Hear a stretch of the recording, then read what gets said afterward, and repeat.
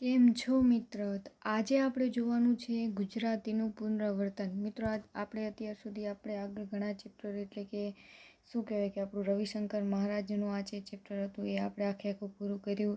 એના પછીનું એક કાવ્ય પણ આપણે લઈ લીધું છે મહેનતની મોસમ. પણ આપણે શું કહેવાય કે વચમાં આપણું પુનરાવર્તન બાકી રહી ગયું હતું, તો આજે આપણે કરી લઈએ. તો જો વહેલું શું કહી ગયેલ છે કે તમારા શિક્ષક પાસેથી વાર્તા ચિત્રો મેળવો, નીચે મુજબની પ્રવૃત્તિઓ કરો. તો જો વાર્તા ચિત્રો શું કહેવાય કે તમને ખબર હોય તો આપણે ઘણા હોય ને કે આ ચિત્રો આપેલા હોય અલગ અલગ, કે અહીંયા કાગડો ને શિયાળ છે તો અહીંયા આપેલા હોય, પછી અહીંયા રોટી હોય એના પગમાં, તો એવા બધા વાર્તા ચિત્રો દોરેલા ટૂંકમાં હોય એ લેવાના છે. પછી એનું શું કરવાનું છે કે યોગ્ય ક્રમમાં ગોઠવવાના છે. પછી ગોઠવેલા ચિત્રો અનુસાર 1-2 વાક્યો લખવાના છે. વાક્યોને વાર્તામાં ઢાળવાના છે અને વાર્તાનું મુખ વાંચન કરવાનું છે. એટલે કે જે ચિત્રો આપેલા હોય એને ગોઠવવાના, પછી એને શું કહેવાય કે 1-2 વાક્યો એના વિશે લખવાના, પછી એને વાર્તામાં કરવાનું અને એ વાર્તા પછી મોટે બોલવાની છે. તો તમને ક્યાંયથી બુક્સ કે આપણે છાપામાં આપણે પૂરતીને આવતી હોય તો એમાં પાછળ હોય નાના વાર્તાનું શું કહેવાય કે આપી ગયેલું હોય, તો એમાંથી તમને ક્યાંયથી મળે તો ત્યાં, કેમ કે સ્કૂલ તો ક્યાંય જવાનું છે નહીં, તો એમાં ક્યાંયથી મળે તો તમે એક વાર્તા બનાવવાની ટ્રાય જરૂરથી કરજો. બીજું શું આપેલું છે કે નીચેના મુદ્દાઓ પરથી વાર્તા લખો. તો આપણે મુદ્દાઓ આપેલા છે, તો પહેલાં આપણે મુદ્દા જોઈ લઈએ શું મુદ્દા આપેલા છે અને એના પરથી આપણે વાર્તા બનાવવાની છે. તો જો એક હરણ અને કાગડો, પછી તો કે મિત્ર, પછી જંગલમાં સાથે, પછી એકબીજા વિના ન રહેવું, મિત્રનું માનવું, શિયાળનું આવવું, કાગડાને સમજ આવવી જવી, હરણને વાત કરવી, શિયાળની લાલચ, હરણને ફસાવવું, કાગડાની ના, હરણનું ન માનવું, ઝાડમાં ફસાઈ જવું, મિત્રની વાત યાદ આવી, કાગડાનું આવવું અને બચી જવું. જો અહીંયા કેવા એટલા મુદ્દા આપેલા છે કે અહીંયા હરણ ને કાગડો છે, મિત્રો છે, જંગલમાં સાથે રહેતા હોય, પછી એકબીજા વિના રહી ન શકતા હોય, એકબીજાનું બહુ માનતા હોય, ને એક શિયાળ આવે ને બે વચ્ચે ઝઘડો કરાવવાની કોશિશ કરતો હોય ને હરણને ફસાવે, કેમ કે શિયાળ તો લુચ્ચું હોય તો એને શું કહે કે હરણનો શિકાર કરવો હોય. તો કાગડો સમજી જાય, પણ કાગડો જ્યારે હરણને સમજાય તો હરણ માનતો નથી. પછી શું કહે કે શિયાળની જાળમાં ફસાઈ જાય. જ્યારે ફસાઈ જાય ત્યારે એને મિત્ર એટલે કાગડાની વાત યાદ આવે કે મેં કદાચ એનું માની લીધું હોત તો ત્યારે આવું ન થાત. પછી કાગડો એને બચાવવા આવે ને બી બચી જાય છે. તો જો આપણે વાર્તાની શરૂઆત ક્યાંથી કરાય તો કે જો એક હરણ અને કાગડો હતા. આપણે એવી રીતના વિસ્તારથી જ કરાય. એ બંને બહુ સારા એવા મિત્રો હતા. એ જંગલમાં સાથે જ રહેતા, એને એકબીજા વિના ચાલતું જ નહીં. એ બંને એકબીજાને બહુ માનતા, એક મિત્રો હતા એટલે એકબીજાની વાતો બહુ માનતા. પછી એકવાર શું કહેવાય કે એક શિયાળ આવ્યું ને શિયાળ શું કહેવાય કે લૂચું હોય, એ કોને ખબર પડી ગઈ તો કે કાગડાને ખબર પડી ગઈ. પણ હરણ કેવું હોય તો કે ભોળું હોય. તો શું કહેવાય કે એ કાગડો હરણને સમજાવવાની કોશિશ કરે કે ભાઈ શિયાળો લૂચું હોય, આપણે એની જાળમાં ફસાવાય નહીં, એની વાત મનાય નહીં. પણ શું કહેવાય કે શિયાળ તો લુચ્ચું હતું, બિચારો હરણને ફસાવી જ લીધું. એણે હરણને લાલચ આપી કે ચાલો આપણે ફરવા જઈએ, ત્યાં બહુ સરસ કૂણું ઘાસ છે, એવી બધી એને લાલચ આપી. પછી હરણ તો શું તો કે ઘાસનું નામને સાંભળીને એવી બધી શિયાળની વાતો સાંભળીને શિયાળની વાતોમાં આવી ગયો ને એ ફસાઈ ગયું. તો પછી શું કહે કે કાગડાએ ના પડી કે ભાઈ તું એના ભેગો જામાં, પણ હરણ માયનો નહીં. અને એ હરણ કે કોના ભેગો તો કે શિયાળ ભેગો ગયો. અને શું કહેવાય કે જે શિયાળે ઝાડ પાથર્યું તો એમાં એ ફસાઈ ગયો. તો એ જ્યારે હરણ ફસાઈ ગયો ત્યારે એને એની મિત્રને એટલે કાગડાની વાત યાદ આવી કે કદાચ મેં એની વાત માની હોત તો મારો આવો દિવસ આવે જ નહીં. પછી શું થયું તો કે મિત્ર કોને કહેવાય કે કોઈ મિત્ર ફસાઈ ગયેલો હોય તો બીજા મિત્રને આફડી જ ખબર પડી જાય. એવી રીતના કાગડો પણ એને બચાવવા આવ્યો અને પછી શું કહેવાય કે એને બચાવી લીધો અને બંને મિત્ર જતા રહ્યા. આના ઉપરથી શું આપણે ગુધ મળ્યા વાર્તા ઉપરથી કે કોઈ આપણા સારા એવા મિત્રો હોય, એ આપણે કોઈ ખરાબ સંગત કરવાની ના પડતા હોય તો આપણે એનું મનાય. 2-4 દિવસની મિત્રતા માટે આપણે આપણી બહુ જૂની પુરાણી અને સારી એવી મિત્રતા હોય અથવા મિત્ર હોય એનો સાથ છોડાય નહીં. તો આ શું હતી તો કે આપણે આખી વાર્તા હતી. આ વાર્તા મેં બોલી છે, તમને લખવાનું કીધું છે તો તમારી બુકમાં લખજો. પછી શું આપેલું છે તો કે નીચેના પ્રશ્નોના ઉત્તર માટે આપેલા વિકલ્પોમાંથી સાચો ઉત્તર શોધીને તેને ક્રમ અક્ષર પ્રશ્ન સામેના બોક્સમાં લખો. તો જો આપણે પ્રશ્ન આપેલા છે ને ઓપ્શન આપેલા છે, તો આ પ્રશ્ન ક્યાં છે તો કે આપણે આગળ જે તે ચેપ્ટર ને કવિતાને ભણ્યા એના ઉપરથી જ છે. તો જો કવિ હિંદને કોની ભૂમિ તરીકે ઓળખાવે છે તો આપણે ખબર જ છે કે કવિ હિંદને કોની તો કે દેવોની ભૂમિ તરીકે ઓળખાવે જ છે. આપણે જો આપણું શું કહેવાય કે હિન્દ માતાને સંબોધન આપવું કાવ્ય હતું, આપણે જોઈ લઈએ. જો હિન્દ માતાને જો કે ઓ હિન્દ દેવભૂમિ સંસાન સૌ તમારા કરીએ વંદન સ્વીકારજો મારા. તો એના ઉપરથી આપણે શું ખબર પડી ગઈ કે આપણું શું કહેવાય કે આ કવિએ કોને તો કે હિન્દ કોની ભૂમિ કહી છે હિન્દને તો કે દેવોની ભૂમિ કહી છે. પછી 20 ફૂટ ઊંચા સ્તંભ ઉપર શાની સ્થાપના કરવાની હતી? તો આપણે ખબર જ છે કે મૂર્તિની આપણે મૂર્તિકારની વાર્તા જોઈ હતી દ્વિદલ ચેપ્ટરમાં. એક મૂર્તિકારની હતી ને એક બીજા છોકરાની હતી કે એના કામ પ્રત્યે કેટલો નિષ્ઠાવાન હતો. એ બધું આપણે જોઈ ગયેલ છે. હવે ન જોયું હોય તો પ્લે સ્ટોરમાં હશે તેમાંથી જોઈ લેજો અથવા ભણી લેજો. પછી રવિશંકર મહારાજને માણસાઈના દીવા કોણે કહ્યા છે? તો આપણે રવિશંકર મહારાજનું જોયું હતું તો ઝવેરચંદ મેઘાણી છે આપણા મહાન એવા કવિ. એને શું કહેવાય કે માણસાઈના દીવા કહીને આખું એના ઉપર પુસ્તક પણ લખેલું છે. પછી આપેલા શું છે તો કે અહીંયા લખવાનું છે બોક્સમાં. અહીંયા આપણે ગ લખવાનું, ખ લખવાનું અને ખ લખવાનું એવી રીતના આપેલ છે. હવે શું આપેલું છે તો કે નીચેના પ્રશ્નના ઉત્તર એક એક વાક્યમાં આપો. તો આપણે નીચેના પ્રશ્નો છે એ પ્રશ્નો પર કેમાંથી છે તો કે આપણે જે આગળ ભણ્યા હતા એમાંથી. જો પહેલું શું છે તો કે ચિત્રમાં કોણ કોણ નજરે પડે છે? તો જો આપણું ગુજરાતીનું સૌથી પહેલું ચેપ્ટર એટલે કયું તો કે રેલવે સ્ટેશન. એમાંથી આપણને પૂછ્યું છે કે ચિત્રમાં કોણ કોણ નજરે પડે છે. તો જો પછી આપણે જોઈ લઈએ તો આપણે ચિત્રમાં કોણ કોણ નજર પડે છે? તો ચિત્રમાં આપણને પેસેન્જર નજરે પડે છે, પછી ટી સ્ટોલવાળા, બુક સ્ટોરવાળા, પછી શું કહેવાય કે ફેરિયા એટલે આપણે શાકભાજી અથવા ફળ ફ્રૂટ અને એવું બધું વેચવાવાળા, પછી સામાન લઈ જવાવાળા કુલી કહીએ આપણે, સામાન લઈ જવાવાળા ટૂંકમાં કહેતા હોય એ નજરે પડે છે. પછી ટિકિટ ચેકર અથવા તો સ્ટેશન માસ્ટર બંનેમાંથી જે હોય એ દેખાય છે. પછી આપણે રેલગાડી દેખાય છે. પછી આપણે કચરા પેટી દેખાય છે. પછી બેન્ચ દેખાય છે. પછી ઘડિયાળ દેખાય છે. એવી અલગ અલગ બધી વસ્તુઓ આપણને દેખાય છે. એ આપણે શું કહેવાય કે આપણું જે રેલવે સ્ટેશન આપણે ચેપ્ટર ભણ્યા હતા એમાં પણ આપણે ચર્ચા કરી હતી. પછી શું પ્રશ્ન છે તો કે કવિ વંદન સ્વીકારવાનું કોને કહીએ છીએ? તો કવિ વંદન સ્વીકારવાનું કોને કહે છે? તો આગળ જ આપણે જોઈએ હિન્દ માતાને સંબોધન. કવિ વંદન સ્વીકારવાનું કોને કહે છે? તો કે ઓ હિન્દ ભૂમિ સંતાન સૌ તમારા, ઓ હિન્દ દેવભૂમિ સંતાન સૌ તમારા કરીએ વંદન સ્વીકારજો. તો કવિ કોને તો કે હિન્દને શું કહે છે તો કે આપણા વંદન સ્વીકારવાના કહે છે. કોને તો કે હિન્દને. તો આપણો પ્રશ્નનો જવાબ શું થાય તો કે કવિ કોને કહે છે વંદન સ્વીકારવાનું? તો કવિ હિન્દને કહે છે હિન્દ માતા આપણે કહી શકીએ એને કહે છે વંદન સ્વીકારવાનું. પછી શું છે તો કે શિલ્પી શું કરી રહ્યો હતો? તો જો આપણે આપણું જોઈએ તો કે શિલ્પી આપણે જોયું હતું કે જ્યારે એક માણસ જોવા જાય કે શિલ્પી મૂર્તિ ઘડવા હતો તો એને શું કહેવાય કે ત્યાં જોવા ગયો તો એ જોયો તો ત્યારે શું હતું તો કે એક શિલ્પી ખૂબ જ એકાગ્રતાથી આરસ પહાડના પથ્થરમાંથી ભગવાનની મૂર્તિ બનાવી રહ્યો હતો. તો એણે શું કર્યું હતું? શિલ્પી શું કરી રહ્યો હતો તો કે શિલ્પી ખૂબ જ એકાગ્રતાથી આરસ પહાડના પથ્થરમાંથી શું કરી રહ્યો હતો તો કે ભગવાનની મૂર્તિ બનાવી રહ્યો હતો. એ શું થાય તો કે આપણા પ્રશ્નનો જવાબ થાય. પછી બીજું શું છે તો કે જોગણ ગામમાં મહારાજે શું જોયું? તો આપણે રવિશંકર મહારાજનું આપણે જોયું હતું તેમાં એને શું કહેવાય કે આપણું હતું જોયું હતું કે જોગણ ગામ હતું જર્યું. એકવાર પેટલાદથી થોડી દૂર આવેલા જોગણ ગામમાં એમને જવાનું થયું. તો એ જોગણ ગામની વાત આપણે કરી હતી. ત્યાં શું જોયું તો કે જો એમણે જોયું તો ત્યાં નરી ગંદકી જ ગંદકી હતી. ગામમાં ઠેર ઠેર ગરીબાઈ ડોક્યા કરે છે. એટલે આપણે પ્રશ્ન એમ પૂછ્યો છે કે જોગણ ગામમાં મહારાજે શું જોયું? તો આપણે શું કહી શકીએ કે જોગણ ગામમાં મહારાજે જોયું કે ત્યાં આખે ચારે બાજુ ગંદકી જ હતી અને ગરીબાઈ શું કહેવાય કે ડોકિયા કરતી હતી. પછી શું છે તો કે રવિશંકર મહારાજનો જીવન મંત્ર શું હતો? તો જો આપણે રવિશંકર મહારાજનું ચેપ્ટર આપણે જોયું હતું તેમાંથી બહુ બધું શીખવા મળ્યું હતું. પણ એના જીવન મંત્રની વાત કરીએ તો એ શું હતું તો કે મૂંગામોએ સેવા કરવી એ જેનો જીવન ધર્મ હતો. જીવન ધર્મ એટલે શું તો કે એનો જીવન મંત્ર કહી શકીએ કે એ શું કરતા તો કે એને કંઈ પણ પોતાની શું કહેવાય કે સારા કામ કરતા કે એને કેટલું કર્યું કે કોના માટે કર્યું કે એવું બધીનું પ્રચાર કરવો કંઈ એવું સારું લાગતું નહીં. એ શું કરતા જીવનમાં તો કે બસ મૂંગા મોઢે શું કહેવાય કે લોકોની અથવા તો જરૂરિયાતમંદોની સેવા કરતા. પછી શું છે તો કે શિલ્પીએ પહેલી મૂર્તિ પડતી કેમ મૂકી? તો આપણે આપણું ચેપ્ટર જોયું હતું ત્યારે આપણે ખબર હતી કે શિલ્પી શું કહેવાય કે મૂર્તિ બાજુમાં રાખીને બીજી મૂર્તિ જોતો હતો.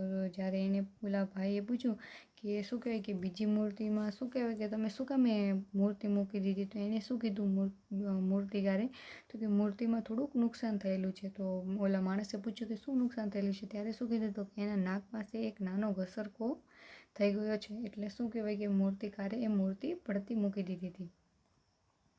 હવે શું આપેલું છે તો કે નીચેના વિશે 5-7 વાક્ય લખો. તો જો કોઈ રમતવીર વિશે, કોઈ વૈજ્ઞાનિક વિશે અને કોઈ સમાજસેવક વિશે લખવાનું છે.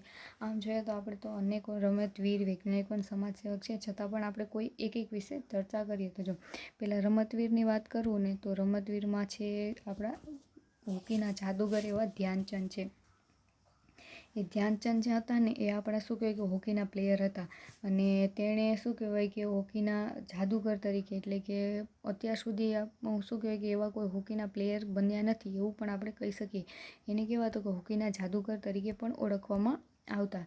પછી શું છે તો કે 1956માં છે ને એને પદ્મભૂષણ, એટલે કે આપણે ભારત રત્ન, પદ્મભૂષણ એવા અલગ અલગ શું કહેવાય કે સરકાર તરફથી આપણને એટલે કે કોઈ પણ આપણે એવું સારું કાર્ય કર્યું હોય કોઈ પણ ફિલ્ડમાં, તો એના ઉપરથી આપણને એવા પુરસ્કાર મળે છે.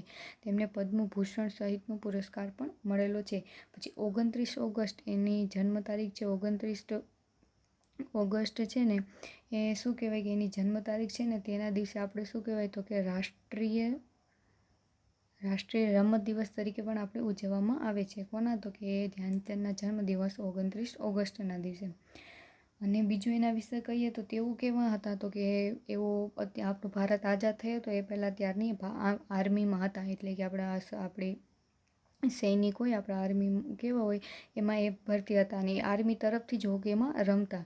એટલે શું કહેવાય કે આર્મી તરફથી જ હોકીમાં રમતા, ને ત્યાંથી જેવો અલગ અલગ શું કહેવાય કે કોઈ ખેલ કે કોઈ પણ ઓલું મેચ કે એવું યોજાતી તો એ આર્મી તરફથી જ જતા. પછી શું એના વિશે વાત કરીએ તો એનું નામ જ છે ધ્યાનચંદ. એ ચંદ એટલે આપણે શું કહેવાય કે ચાંદો એટલે મૂન આપણે કહી શકીએ ને, એના ઉપરથી એના એક એવી એના જીવન વિશે એવી શું કહેવાય કે વાત છે કે એ આખો દિવસ એ આર્મીમાં હતા, એટલે આખો દિવસ એ શું કરતા તો કે પોતાની ડ્યુટી કરતા. પછી રાતે જ્યારે ચાંદો એટલે કે ચંદ્રનો પ્રકાશ હોય ને ત્યાં એ ચંદ્રના પ્રકાશમાં પોતે શું કહેવાય કે હોકીની પ્રેક્ટિસ કરતા, એની રમવાની પ્રેક્ટિસ કરતા. એટલે એના ઉપરથી એ લોકોને બધા એને ચાંદ કહીને પણ ઓળખતા, કેમ કે એ ચાંદની રોશનીમાં એ મહેનત કરતા. અને પછી એના વિશે શું કહેવાય કે આપણે એટલા વાક્યો લખી શકીએ કે ધ્યાનચંદ હતા હોકીના પ્લેયર હતા. પછી એમને પદ્મભૂષણ પણ એવોર્ડ મળી ગયેલ છે. પછી 29 ઓગસ્ટ એમના જન્મદિવસને આપણે રાષ્ટ્રીય ખેલ દિવસ તરીકે પણ ઉજવવામાં આવે છે. પછી એવો આર્મીમાં હતા અને રાત્રે પ્રેક્ટિસ કરતા. એવી ઘણી બધી બાબતો આપણે લખી શકીએ છીએ. એ કોણ હતા તો કે આપણા હોકીના પ્લેયર, હોકીના જાદુગર એવા આપણા ધ્યાનચંદ, એટલે આપણા રમતવીર. હવે કોણ છે તો કે કોઈ એક વૈજ્ઞાનિક. તો આપણે વૈજ્ઞાનિકનું નામ લઈએ ને આપણા એપીજે અબ્દુલ કલામ ન હોય એવું તો બને જ નહીં. તો આપણે એપીજે અબ્દુલ કલામ વિશે ચર્ચા કરીશું. જો એપીજે અબ્દુલ કલામનું તો સૌથી પહેલાં તો નામ એપીજે અબ્દુલ કલામ, એનું આખું નામ જોઈએ ને તેનું આખું નામ શું છે તો કે અબુલ પકીર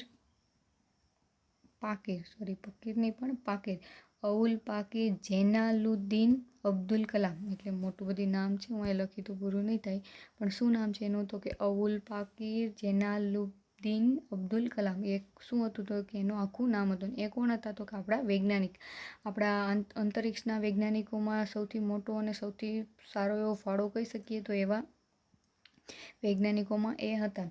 તો પછી તેઓને શું કહેવાય કે એ કોણ હતા તો કે ભારતના એરોસ્પેસ વૈજ્ઞાનિક, એટલે આપણે આ સ્પેસનું અંતરિક્ષનું જે બધું થાય છે અત્યારે એમાં એ ભાગ લેતા. પછી 2002 તો એ કોણ હતા તો કે 2002થી 2007 સુધી આપણા ભારતના રાષ્ટ્રપતિ પણ રહી ચૂક્યા છે, અને સૌથી માનીતા એવા રાષ્ટ્રપતિ પણ આપણે ગણી શકીએ કે સૌથી લાડલા રાષ્ટ્રપતિ હતા. એના સમયમાં એણે ઘણા કાર્યો પણ કર્યા હતા. પછી બીજું એના વિશે વાત કરીએ તો એ શું કહેવાય કે મિસાઇલ મેન, આપણે ભારતમાં મિસાઇલ મેન તરીકે કોઈ ઓળખવામાં આવે મિસાઇલ મેન, તો આપણે એપીજે અબ્દુલ કલામને ઓળખીએ છીએ. તે મિસાઇલ મેન ઓફ ઇન્ડિયા તરીકે પણ ઓળખવામાં આવે છે.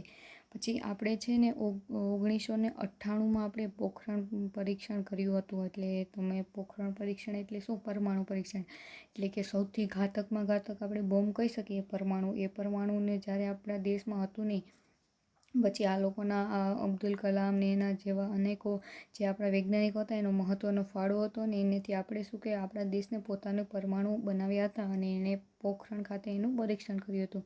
તો એમાં પણ એનો સૌથી મહત્ત્વનો ફાળો હતો એવું આપણે કહી શકીએ છીએ.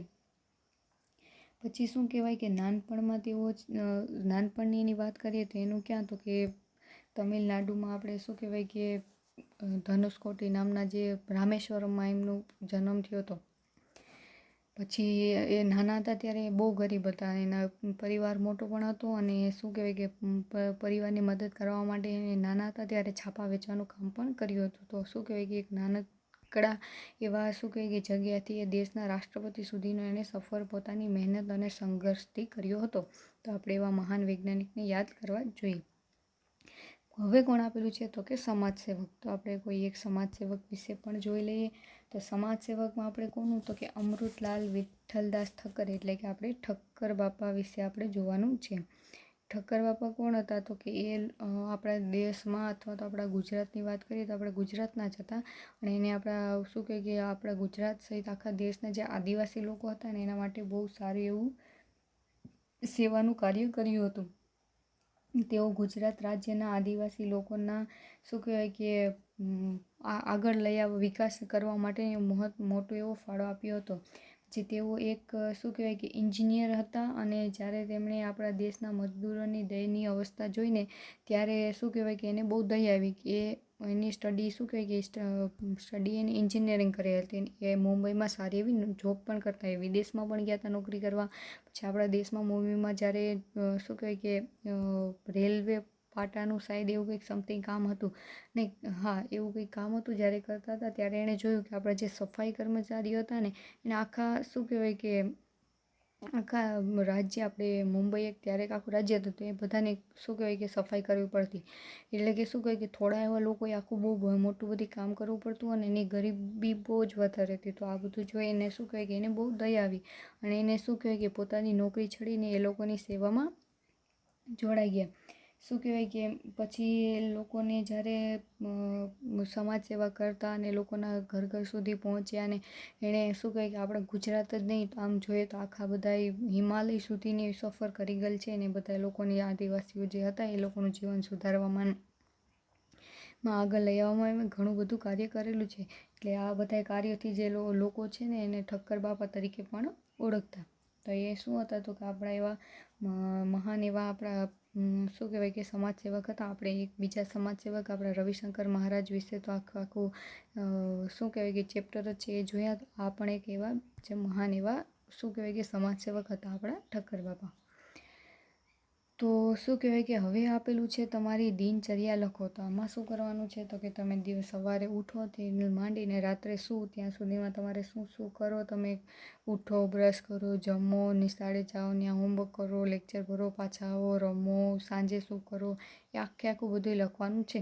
અત્યારની દિનચર્યા તમારી અલગ હશે તો અત્યાર પ્રમાણે લખજો. જ્યારે ભણો ત્યારની દિનચર્યા તમે લખજો. હવે શું આપેલું છે કે વિચારો કોઈ આપેલી સૂક્તિઓ લખો. તો કોઈ આપણે ઉદાહરણ આપેલું છે કે જો સ્વામી વિવેકાનંદ છે તો એણે શું કીધું છે તો કે ઉઠો, જાગો અને ધ્યેય પ્રાપ્તિ સુધી મંડ્યા રહો. તો આપણે એવા અલગ વિચારોના એક બે વાક્યો જોઈએ તો એવું જ કહું કે શું કહેવાય કે આપણા વિનોબા ભાવે છે એને કહી ગયેલું છે કે બે ધર્મો વચ્ચે કદી ઝઘડો થતો નથી, જે ઝઘડો થાય છે તે બે અધર્મો વચ્ચે થાય. તો જો આપણા વિનોબા ભાવે છે, વિનોબા ભાવે એણે શું કીધું છે કે બે ધર્મો વચ્ચે ક્યારેય ઝઘડો થતો નથી, જે ઝઘડો થાય છે ને એ બે અધર્મો વચ્ચે જ થાય છે. શું કહેવાય કે વાક્ય નાનું છે પણ બહુ મોટે એવું આપણે સમજ આપી જાય છે. એ કોણે કહ્યું હતું તો કે આપણા વિનોબા ભાવે કીધું હતું. પછી બીજું શું કે આપણા સંત તુલસીદાસ, આપણા સંત મહાન એવા સંત તુલસીદાસ હતા. એણે શું કીધું તો કે આ જગતમાં પરોપકાર સિવાય કોઈ ધર્મ નહીં અને બીજાને દુઃખ આપવા સમાન કોઈ પાપ નથી. તો જો સંત તુલસીદાસ હતા એણે શું કીધું કે એક પરોપકાર અને બીજાને દુઃખ આ બે શબ્દો વિશે કીધું કે તમે પરોપકાર એટલે શું, તો કે બીજા ઉપર ઉપકાર, એટલે કે ઉપકારના શું કહેવાય કે અર્થમાં નહીં લેવાનું, પણ કોઈકની મદદ કરવાની, નિસ્વાર્થ ભાવે અથવા તો પાછું મળવાની કોઈ વૃત્તિ રાખવાની નહીં. એના શું કહેવાય કે એ બધાથી પરે થઈને કોઈની તમે મદદ કરો ને, એવું એનાથી મોટું કોઈ સુખ નથી, અને બીજાને દુઃખ પહોંચાડવું ને એનાથી મોટો કોઈ પાપ નથી. એવું કોણ કહેતા? તો કે આપણા સંત તુલસીદાસ હતા, એ કહેતા. આપણે જોઈએ તો આપણા શ્રીમદ રામચંદ્ર છે એને શું કહેલું છે, તો કે જ્ઞાન એ દોરો પોરવેલી સોય જેવું છે. શું કહેવાય કે જ્ઞાન વિશેની વાત કરી છે આપણે, કે જ્ઞાનને કોની સાથે સરખાવેલું છે, તો કે આપણે સોય હોય, સોય તો એમાં શું કહેવાય કે દોરો પોરવેલો હોય, તો આપણે જ્ઞાનને શું કીધું, તો કે જે આ દોરો પોરવેલી સોય હોય ને એના જેવું કીધું છે, કે દોરો પોરવેલી સોય હોય ને ખોવાતી નથી. એટલે આપણે જો ખબર હોય કે સોય એકલી હોય તો ગમે ત્યાં ઝીણી એવી છે તો એ ગમે ત્યાં ખોવાઈ જાય, પણ જો એમાં દોરો પોરવેલો હોય તો એ ખોવાતો નથી. એવી જ રીતના જો જિંદગીમાં એટલે કે આપણે જીવનમાં જ્ઞાન હોય, આપણી પાસે જ્ઞાન હોય તો આપણે સંસારમાં ભૂલા પડતા નથી. તો એણે શું કીધું છે કે જ્ઞાન એ દોરો પોરવેલી સોય જેવું છે. દોરો પોરવેલી સોય જેમ ખોવાતી નથી એમ જ્ઞાન હોવાથી આપણે પણ સંસારમાં ખોવાતા નથી. તો એ બહુ સારી એવી વાત કરી છે કે આપણી પાસે શું કહેવાય કે ધન દોલત કે સારી સુખ સુવિધા ન હોય, પણ ન હોય તો પણ ચાલે, પણ જો આપણી પાસે જ્ઞાન હોવું જરૂરી છે. આ દુનિયામાં શું કહેવાય કે સારું એવું જીવન ટકાવી રાખવા માટે આપણે શું, તો કે આપણી પાસે જ્ઞાન એટલે કે આપણે શું કહેવાય કે વિદ્યા કહીએ, જાણકારી કહીએ, જ્ઞાનને આપણે કોઈ પણ રીતના કરી શકીએ, પણ એ આપણી પાસે હોવું જરૂરી છે. તો એવા અલગ અલગ આપણા વિચારકો હતા, એના આપણે એક બે વાક્યો જોયા. હવે શું કરવાનું છે, તો કે નીચેના શબ્દના અર્થ આપી વાક્ય પ્રયોગ કરો. તો આપણે જો વાંચતા એમ થાય કે પાણી પાણી, ગુણ ગુણ, ચીર ચીર, ઉદર ઉંદર, આમાં થોડોક ફેર લાગે. પછી ગોળ ગોળ ને મોર મોર, તો આમાં તો શું ફરક છે, પણ આપણે શું કહીએ કે રસ્વઈ ને દીર્ઘઈ હોય ને એમાં પણ ફરક પડી જાય છે. તો જો પહેલું વહેલું પાણી કયું છે, તો કે પહેલું વહેલું પાણી છે આ, અને બીજું પાણી કયું છે, તો કે આપણું આ. તો જે આ પેલું પાણી છે એ આપણું કયું કહેવાય, તો કે દીર્ઘ રસવાઈવાળું. આપણે રસવાઈને દીર્ઘાઈ કહીએ તો આ કયું છે, તો કે આપણું દીર્ઘ, અને આ કયું છે, તો કે હસવો. તો જો આપણે આ જે દીર્ઘ પાણી લખી ગયેલું છે એને શું કહેવાય કે એને આપણે કહીએ તો કે આપણું જળ, જે પીવામાં આપણે ઉપયોગ કરીએ એ જળ આપણે, એટલે પીવાનું પાણી. અને આ પાણીનો મતલબ શું થાય, તો કે હાથ. આમ જો આપણે શું કહેવાય કે પાણી એટલે આપણે સંસ્કૃત શબ્દોમાં પણ કહી શકીએ, પણ આપણે ગુજરાતી માં પણ આપણે એને લખીએ, અને એ કેવું હોય તો આપણો હસવો હોય છે. આપણે શું કહેવાય કે ડાબી બાજુ આપણનું આપેલું હોય છે, તો એને શું કહેવાય, તો કે હાથ કહેવાય. પછી એવો જ રીતના બીજો શબ્દ કયો છે હસવો દીર્ઘના ફરકવાળો, તો કે ગુણ આપેલું છે. એક આ ગુણ છે આપણને, અને એક કયું છે, તો કે આપણું બીજો ગુણ છે. તો જો આ ગુણનો મતલબ શું થાય, તો કે આ ગુણ આપણો કયો, તો કે આપણો હસવો ગુણ. તો એ ગુણનો મતલબ શું થાય આપણો, તો કે આપણું જે કોઈ પણ મૂળ લક્ષણ, આપણે પ્રોપર શબ્દોમાં કહીએ તો આપણું કોઈ મૂળ લક્ષણ એટલે આપણે ઘણીવાર વાત કરતા હોય કે તે માણસ તો બહુ ગુણવાન છે, અથવા તો એનામાં સારું ચિત્ર બનાવવાનું બહુ એવો ગુણ છે, તો એવું એ આપણું ગુણ, કોઈ પણ આપણી ખાસિયત એવા ગુણ પ્રમાણમાં લઈ શકીએ. અને આ દીર્ઘ ગુણ છે તો એનો આપણે શું કહી શકીએ, તો કે આપણે જે કોથળો કહેતા હોય ને એ ગુણના આપણે અર્થમાં લેવાય છે. પછી બીજો કયો શબ્દ આપેલો છે, તો કે એક છે ચીર આપેલો શબ્દ છે, અને એક આપેલો છે ચીર શબ્દ. તો જો આમાં કેવો છે, તો કે હસવન દીર્ઘ છે, આ કેવું છે, આ તો આપણું દીર્ઘ છે, અને આ કેવું છે, તો કે હસવાઈ. આપણે રસવાઈને દીર્ઘાઈ કહેતા હોય, પણ જે આપણે જે જમણી બાજુ આપણને આવડતું હોય ને આપણે હસવ, હ અને ર ભેગો હોય તેમને હસવ તરીકે આપણે ઓળખીએ, વાંચાય. આપણે રસવ બોલતા હોઈએ એનું શું કહેવાય કે નહીં, પણ એને હસવ તરીકે બોલાવવામાં આવે છે. તો જો આપણે આનો મતલબ જોઈએ તો આ ચીર એટલે શું, તો કે આપણો લાંબો સમય, આપણે ચીરકાલીન આપણે જેવા શબ્દો બોલતા હોય ને તો એનો લાંબો ગાળો અથવા લાંબા સમય કહી શકીએ. અને આ ચીરનો મતલબ શું થાય, તો કે આપણે વસ્ત્ર કહીએ, અથવા તો શું કહેવાય કે આપણે એક ફળની ચીર કહીએ, આપણે ફળની ચીર કરતા હોય એ ચીરના અર્થમાં લઈ શકીએ, અને એક આપણે વસ્ત્ર તરીકે પણ લઈ શકીએ. પછી શું આપેલું છે, તો કે જો આ તો આપણે ખબર જ છે, એક ઉંદર અને એક ઉંદર, આપણે એક મીંડાનો ફરક પડે છે. એક ઉદર છે અને એક ઉંદર છે. તો આ ઉદરનો મતલબ શું થાય, તો કે આપણું પેટ થાય. ને આ ઉંદરનું તો આપણે ખબર છે કે આપણું ઉંદેરડું, એટલે આપણું એક જાનવર, એક પ્રાણીના અર્થમાં લઈ શકીએ. પછી જો નીચે કેવું આપેલું છે, એક ગોળ છે અને એક ગોળ છે. તો જો આ ગોળ અને આ ગોળ, શું કહેવાય કે એનો મતલબ શું થાય, તો કે આ ગોળ એટલે શું, તો કે આપણે જે આકાર કહીએ ને, આપણો ગોળ રાઉન્ડ કહીએ ને આપણો એ ગોળ. અને આ ગોળનો મતલબ શું થાય, તો કે આપણે જે ખાવાનો ખાદ્ય ગોળ હોય ને એ ગોળ. પછી એવી જ રીતના મોર અને મોર આપેલું છે. તો જો એક મોરનો મતલબ તો શું થાય, આપણું જે મોર પક્ષી હોય એ, અને બીજા આ મોરનો મતલબ શું થાય છે તો કે આપણે મંજરી પણ કહી શકીએ અને આગળ પણ કહી શકીએ, તો એવા અર્થ થાય છે. તો શું કહેવાય કે અને આના આપણે શું કહેવાય કે વાક્ય પ્રયોગ પણ કરવાના છે, તો એ પણ આપણે જોતા જઈએ. તો જો પેલું છે આપણું પાણી, તો મને પાણી પીવાની બહુ તરસ લાગી. પછી આ શું થાય કે મારા પાણીમાં ગ્લાસ છે. આ પાણીનો અર્થ તો શું થાય તો કે પીવાનું પાણી. આ પાણીનો અર્થ શું થાય તો કે હાથ. તો મારા પાણી એટલે મારા હાથમાં ગ્લાસ છે. પછી આ ગુણ, તો આપણે ગુણની વાત કરીએ તો તેની પાસે શું કહેવાય કે ઘણા બધા એવા ગુણ છે. એટલે આ ગુણ એટલે શું તો કે આપણે સારા ગુણની વાત કરીને એવી જ રીતના આ કરી કે તેની પાસે ઘણી બધી ગુણનો ઢગલો છે. તો ઢગલો પડ્યો તો એ આપણે કોથળાના અર્થમાં લઈએ એ પ્રમાણે.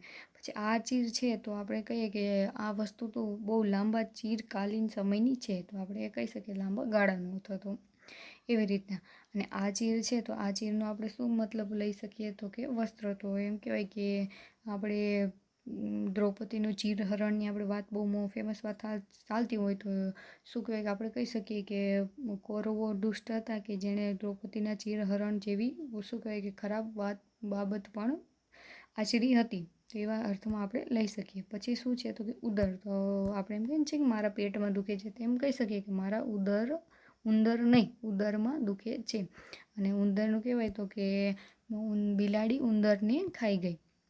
પછી ગોળ, તો આપણે કહી શકીએ કે શું ગોળ હોય, સૂરજ ગોળ હોય છે. આપણો સૂરજ જે સૂર્ય હોય એ કેવો હોય છે તો કે ગોળ હોય છે, અને ગોળ ખાવામાં મીઠો હોય છે. પછી મોરના વાક્યનું આપણે લઈએ તો આ મોર શું છે કે મોર દેખાવે બહુ સુંદર હોય છે.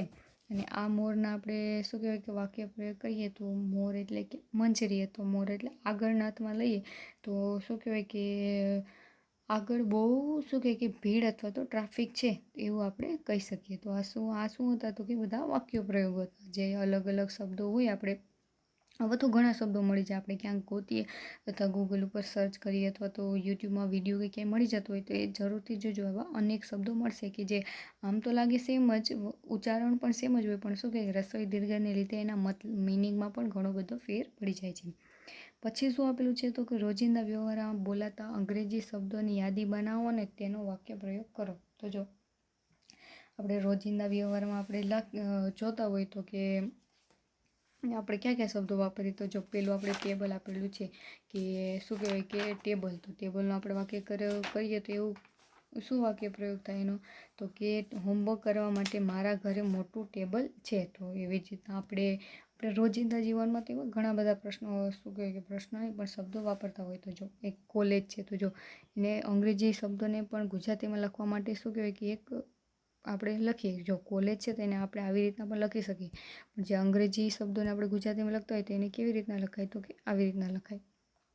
તો જો કોલેજ છે તો હું દરરોજ કોલેજે જાઉં છું. પછી આપણું બીજો શબ્દ જોઈએ તો આપણે બીજો શબ્દ છે ફેશન. આપણે ફેશનને પણ આપણે શું કહીએ કે રોજિંદા જીવનમાં પણ શું કહીએ કે સાવ રોજના ઓલામાં વાપરીએ છીએ. કોઈ પણ નવી ફેશન આવી અથવા તો આ છે એવું બધી આપણે ફેશનના અર્થમાં લઈ શકીએ. તો કે અત્યારના જમાનામાં શું કહેવાય કે જીન્સ પેન્ટ ટોપ પહેરવાની ફેશન છે. પછી બીજો શબ્દ છે તો કે હોસ્પિટલ. આપણું તો હોસ્પિટલ તો શું કે હવે તો દવાખાનું, હોસ્પિટલનો મતલબ આપણે ગુજરાતીમાં લઈએ તો એનો શું થાય તો કે હોસ્પિટલ. તો એનો શું કહેવાય કે દવાખાનું તો કોઈ રેર જ બોલતા હશે, બાકી બધા શું બોલતા હોય તો કે હોસ્પિટલ. તો આપણે એને વાક્ય બનાવીએ તો કાલે જેનું એક્સિડન્ટ થયું એ બધાને હોસ્પિટલે લઈ જવામાં આવ્યા. તો એ શું થઈ ગયો તો કે આપણો બીજો રોજિંદા વ્યવહારમાં વપરાતો અંગ્રેજી શબ્દ. પછી શું છે તો કે ઓફિસ છે. ઓફિસ તો આપણે કાર્યાલય, એને શું ગુજરાતીમાં શું કહીએ તો કે કાર્યાલય કહીએ, પણ એ તો કોઈ બોલતા જ નથી. પપ્પા ક્યાં છે તો કે ઓફિસે, મમ્મી ક્યાં છે તો કે ઓફિસે જાય છે. તો એવી જ રીતના આપણે શું કહેવાય કે ઓફિસને પણ આપણે રોજિંદા જીવનમાં વાપરીએ છીએ. તો શું કહેવાય કે મારા પપ્પા દરરોજ સવારે ઉઠીને ઓફિસે જાય છે, એવું આપણે વાક્ય પ્રયોગ કરી શકીએ. પછી છે ડૉક્ટર. ડૉક્ટર પણ આપણે શું કહીએ કે ડૉક્ટરને આપણે ચિકિત્સક તરીકે શું કહેવાય કે ડૉક્ટર આમ લખાય ડૉક્ટર. તો પછી આપણે એને ચિકિત્સક તરીકે ઓળખીએ, પણ શું કહેવાય અત્યારે તો બધા ડૉક્ટર જ કહે છે. તો જેને પણ શું કહેવાય કે દવાની જરૂર હોય એ અમારા ગામના ડૉક્ટર પાસે જાય છે, એ આપણે વાક્ય તરીકે લઈ શકીએ. પછી આપણે એક છેલ્લો શબ્દ જોઈ લઈએ તો કે શું કહેવાય તો કે કેન્ડલ. જો કે ઘણા લોકો મીણબત્તીનો પણ ઉપયોગ કરતા શું કહે કે મીણબત્તી તરીકે પણ લેતા હોય, પણ કેન્ડલ આપણે શું કહે કે હવે સગો એવો જાણીતો શબ્દ થઈ ગયો છે, તો શું કહેવાય કે આપણે રોજિંદા જીવનમાં કેન્ડલ પણ નામ સાંભળતા જ હોય છે. તો શું કહેવાય કે દિવાળીના દિવસે અમે ઘણી બધી કેન્ડલો સળગાવી હતી. તો એવા બધા આપણે અલગ અલગ વાક્યો કહી શકીએ. આવા ને આવા તો ઘણા બધા મળી શકે. આપણે થોડાક એવા જોઈએ. પછી શું આપેલું છે, તો કે નીચેના શબ્દો શોધી તેને વાક્ય પ્રયોગ કરો. તો કે જો કાચો, પોચો, નરમ, ગરમ, તો જો એના જેવા તો આપણે શું કહેવાય કે ભેગા ભેગા શબ્દો આવતા હોય. આપણે કાચો, પોચો, નરમ, ગરમ એવી જ રીતના આપણે સુખ દુઃખ લઈ શકીએ, કે કોઈ બે શબ્દો ભેગા આવતા હોય, સુખ છે, દુઃખ છે, સુખ દુઃખ છે. પછી આપણે નાનું મોટું, નાનું મોટું, પછી છે આપણે સાચું ખોટું, સાચું ખોટું, પછી આપણે આપેલું છે અમીર ગરીબ, અમીર ગરીબ. તેવા આપણે અલગ અલગ શબ્દો લઈ શકીએ છીએ. તો જો કાચો પોચો છે, તો આપણે આપણા રવિશંકર મહારાજ વાક્યમાં પણ આના વિશે જોયું હતું કે કોઈ કાચો પોચો માણસ હોતો એને તો શું કહેવાય કે છાતીના પાટિયા જ બેસી જાત. એ વાક્ય પણ આપણે લખી શકીએ. પછી નરમ ગરમ છે, તો નરમ ગરમનો આપણે વાક્ય ઉપયોગ કરીએ તો શું કહેવાય કે જિંદગીમાં નરમ ગરમ પરિસ્થિતિ તો ચાલ્યા કરે, એવું આપણે બનાવી શકીએ. વાક્ય બનાવવામાં તો શું આપણે શબ્દોનો ઉપયોગ થવો જોઈએ. પછી આપણું સુખ દુઃખ છે, તો શું કહેવાય કે જિંદગી તો સુખ દુઃખની ઘટમાળા છે. પછી આપણે જીવનમાં કોઈને નાનું મોટું ના સમજવું જોઈએ. પછી શું કહેવાય કે સાચું ખોટું, તો એ માણસ તો હંમેશા સાચું ખોટું જ કર્યા કરે છે. પછી ભગવાન પણ અમીર ગરીબનો ફરક નથી કરતા, તો માણસે તો ના જ કરવો જોઈએ. એવા અલગ અલગ આપણે વાક્યો લખી અને બનાવી શકીએ. પછી શું આપેલું છે, તો કે ક્રમમાં ગોઠવો. તો જો આપણે આગળ આપણે જોઈ ગયેલો તો આપણે ગ્રામરનો આપણે ટોપિક આવ્યો હતો આખો શબ્દો જોડણીનો, કે એ ક્રમમાં ગોઠવવામાં. એમાં પહેલે શું કીધું હતું કે પહેલાં શું આવે, તો કે પહેલાં આપણા આવે સ્વરો આવે, અ, આ, ઈ, એ આવે. પછી કલમ, ખ, ગાય, ક, ખ, ગ એવી રીતના આવે. કક્કાવાળી આવે, પહેલાં સ્વરો આવે પછી કક્કાવાળી આવે. તો આપણે એવી રીતના જોતા જઈએ. આમાં શું કહે કે બહુ સહેલા સહેલા શબ્દો છે, કંઈ વધારે એવા આડાવડા કે એવા ભેગા ભેગા શબ્દો રાખ્યા નથી. ત્યાં તો બહુ વધારે શું કહેવાય કે એવા આપણે રૂલ પણ આપેલા છે, એટલે જેનાથી આપણને આ ખબર પડી જાય. તો જો પહેલાં વહેલાં શું જોવાનું આપણે, તો કે સ્વર જોવાના. તો જો યંત્ર, કર્તવ્ય, જીવન મંત્ર, કિનારો, પ્રસંગ, દુષ્કાળ, આરોગ્ય. તો આવ્યું તો સૌથી પહેલો આપણો કયો શબ્દ આવે, તો કે આરોગ્ય શબ્દ આવે. પહેલો વહેલો શું આવે, તો કે આરોગ્ય શબ્દ આવે. તો આ શબ્દ આપણો નીકળી ગયો. પછી શું જોવાનું, તો કક્કાવાળી. તો જો અહીંયા એક કર્તવ્ય પણ આપેલું છે અને કિનારો પણ આપેલો છે. તો આપણે એ પણ કીધું હતું કે કક્કાવાળીમાં પછી ક, કા, કી એવી રીતના આવે. તો જો અહીંયા આપણે પહેલાં શું આવે, તો કે કર્તવ્ય આવે. તો આમે જીવનમાં પહેલાં કર્તવ્ય નિભાવવું જોઈએ. તો જો કર્તવ્ય અહીંયા પણ પહેલાં જ આવ્યું, તો કર્તવ્ય આવે. અને એના પછી શું આવે, તો કે કિનારો આવે. તો એ આપણા બીજા બે શબ્દો વયા ગયા. પછી જોઈએ આપણે, તો કે આગળ જોતા જઈએ આપણે, તો શું આવે પછી કિનારો, પછી શું આવે, તો કે જ આવે ડાયરેક્ટ. જો અહીંયા બધામાં જો પ ને ક ને મ ને સ ને ય આપેલો છે, તેમાં સૌથી પહેલાં શું આવે, તો કે જ આવે, જમરૂખનું જ. તો જીવન મંત્ર છે એ આપણો પછીનો શબ્દ આવે. એના પછી પછી આપણે જોઈએ આપણા કક્કાવાળીમાં, તો પછી શું આવે, તો કે દ આવે. આપણે દુષ્કાળ શબ્દ આપેલો છે, તે શું આવે, તો કે દુષ્કાળ એના પછી આવે.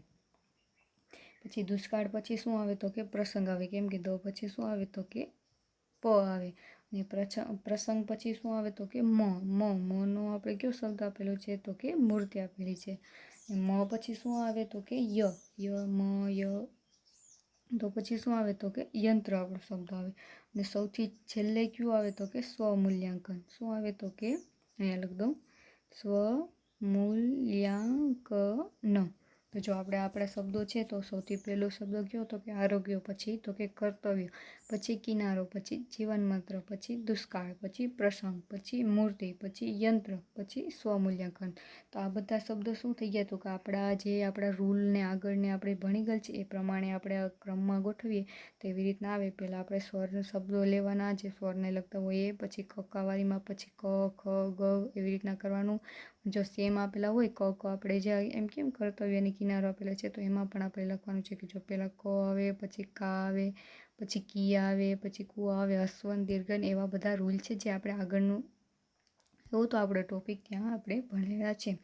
તો આ શું હતું તો કે આપણું આખું શું કહેવાય કે સ્વમૂલ્યાંકન જે આપણે આગળના અત્યાર સુધીના ચેપ્ટર ભણ્યા હતા એમાંથી હતું. આપણે રેલવે સ્ટેશનને હિન્દ માતાને વંદના અને રવિશંકર મહારાજને રિધલને જે ચેપ્ટર ભણ્યા હતા એમાંથી આપણે થોડોક ગ્રામરના ટોપિક, આપણે સમાનાર્થી શબ્દો, વાર્તાને એ બધું આપણે જોયું. તો શું કહેવાય કે અહીંયા આપણે આપણું પુનરાવર્તન પૂરું કરીએ.